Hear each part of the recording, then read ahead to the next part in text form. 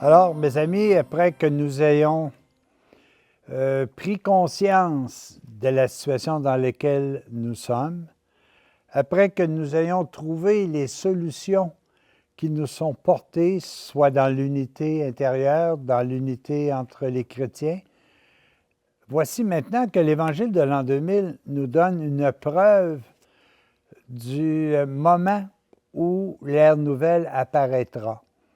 Et pour nous le faire comprendre, elle considère l'histoire du peuple juif.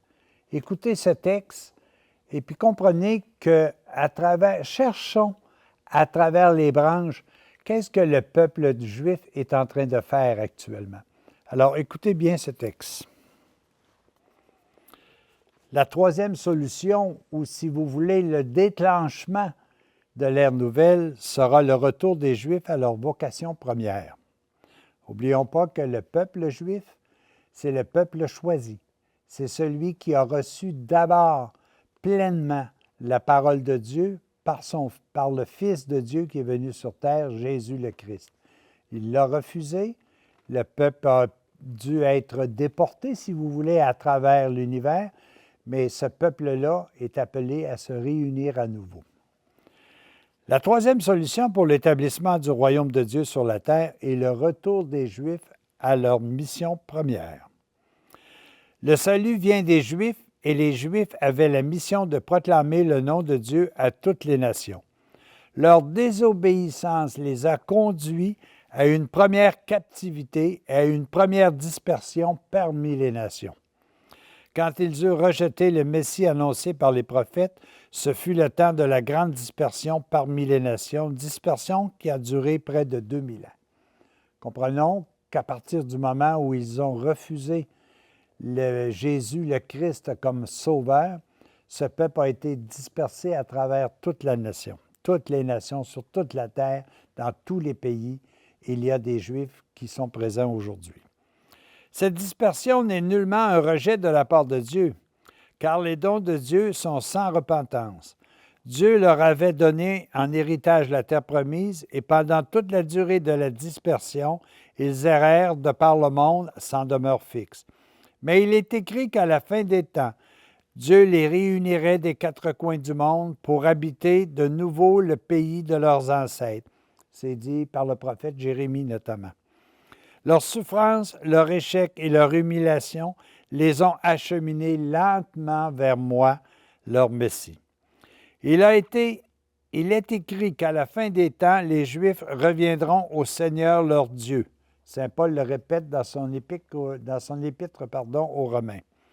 Le rejet a été temporaire et ce rejet même a été l'occasion pour les gentils de proclamer mon nom par toute la terre.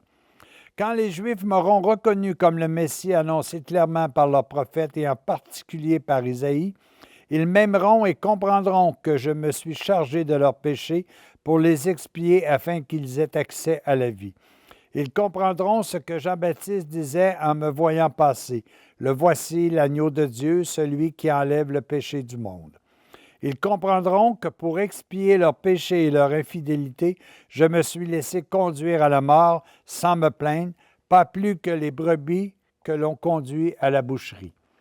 Quand les Juifs m'auront reconnu, leur ferveur sera si grande pour l'édification du royaume qu'elle fera l'admiration des chrétiens. Il y aura un tel regain de vie dans toute la chrétienté qu'on croira assister à une véritable résurrection. Les Juifs seront des apôtres ardents et convaincus. Ils mettront au service du royaume leur brillante intelligence, leur grande habileté, leur ténacité, toutes les énergies et leurs moyens matériels. En peu de temps, unis aux chrétiens, ils feront des merveilles qui étonneront le monde et le royaume de Dieu s'étendra rapidement par toute la terre. Alors, je pense que c'est un signe qui est important d'essayer de voir si ces choses sont en train de se réaliser.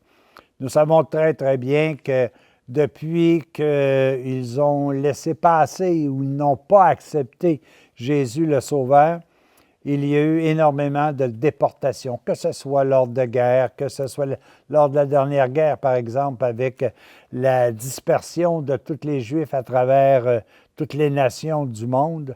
avec ce regroupement-là, en quelque sorte forcé, si vous voulez, en Israël et puis dans la Palestine, la bande de Gaza, Cisjordanie. Alors, il y a déjà cet essai de vouloir regrouper ensemble tous ces éléments-là. C'est sûr qu'actuellement, on est face à un mur. On est en train d'essayer de, pour des raisons peut-être plus ou moins valables, essayer de reconstituer. Mais je pense que cet élément-là, c'est un élément aussi de purification. Regardons attentivement, pieusement, en priant pour eux, ce regain, ce retour des Juifs vers leur nationalité. Et lorsque nous nous joindrons à eux, ou lorsque eux se joindront à nous, l'ère nouvelle sera arrivée.